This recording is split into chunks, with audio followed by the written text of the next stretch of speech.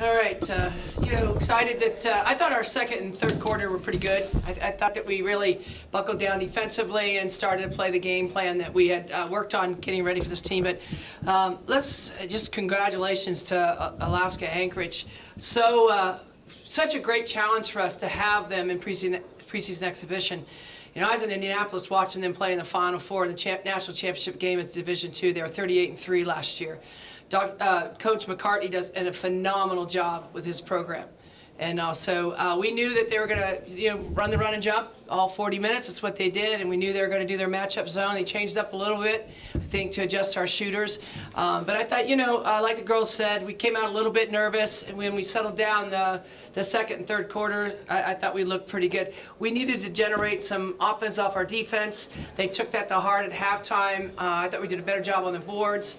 And, overall, there's a lot to be learned from this game. But at the same time, there was a lot of bright spots, and we're excited about that. Coach, defensively, talk about Nike McClure, kind of the coming out party. You got to see glimpses of it last year, but the set blocks. Yeah. Well, we have three very, very good 5 players, frontline kids, with Maria, 7 offensive boards, Nike, 7 blocks. Eva started, she's so strong in there, and I think they all 3 bring something different to the table. So they're the power of our 3. We talk about them being our power of 3, and it's a great luxury for me to have that kind of balance in the front line, to have again 5 positions, 2 post players, to say, okay, what do we need now? Oh, we need to get going defensively. Let's get Nike on the floor, and you guys saw what happened. Just a lot of energy. Oh my gosh, we're not doing a good job passing the zone. We need some O boards. Let's get Maria in there, and they responded. Same thing with Eva.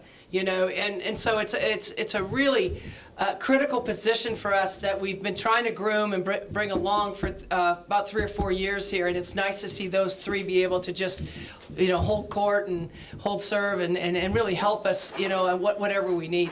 And then talk about the production you got from Penelope and Alexis tonight, both off the bench, 15 and 12 points. Yeah, I mean, we don't care who starts, and I think we're finally to that point in our program where the kids truly understand. We don't care who starts. We just want to go out there and play as hard as we can and get it done. And it's who finishes it. Definitely she was ready. To get it done. So excited for her. I think Chanel was a little bit nervous, which she should be. She's a true freshman. A lot of pressure.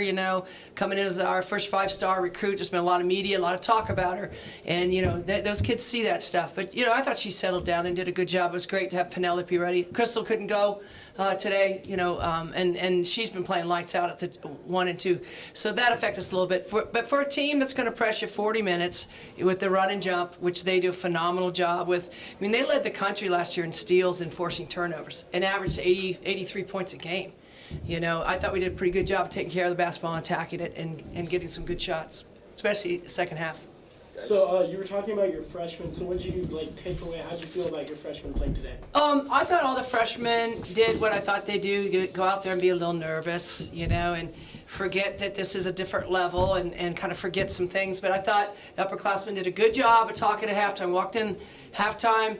Lou Brown in particular, who's a very good vocal floor leader, upperclassman, was talking about, hey, this is what we need to do. We need to settle down. We need to play Cougar basketball in these areas, 1, 2, 3.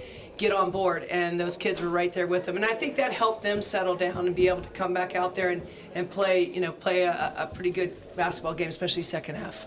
I thought Jo, the kid from France, she was she was in a little bit of foul trouble, and she's learning. That's as kids played on the French international team. I mean, FIBA rules don't call those hand checks. She's learning that you have to adjust to American basketball officiating, which she did. Second half, I thought she really gave us a spark.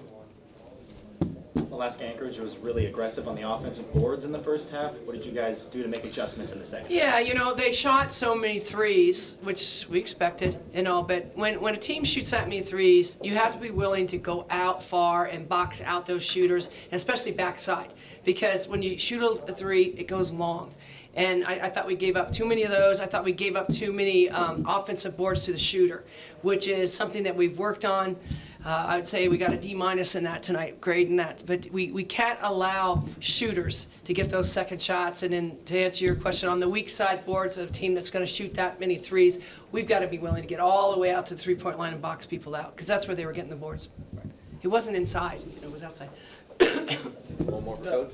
The team looked almost completely different after the first quarter. So what's one thing you'd really want to attribute that to?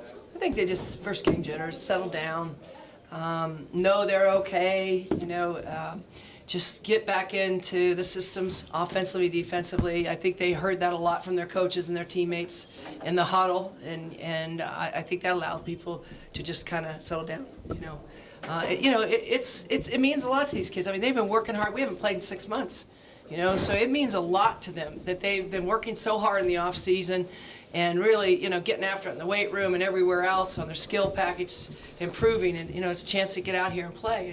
And, we love playing at home. We love playing in Beasley. So I think they were just a little bit overexcited, but better that way than, not. It means a lot for them to be able to get out here and play.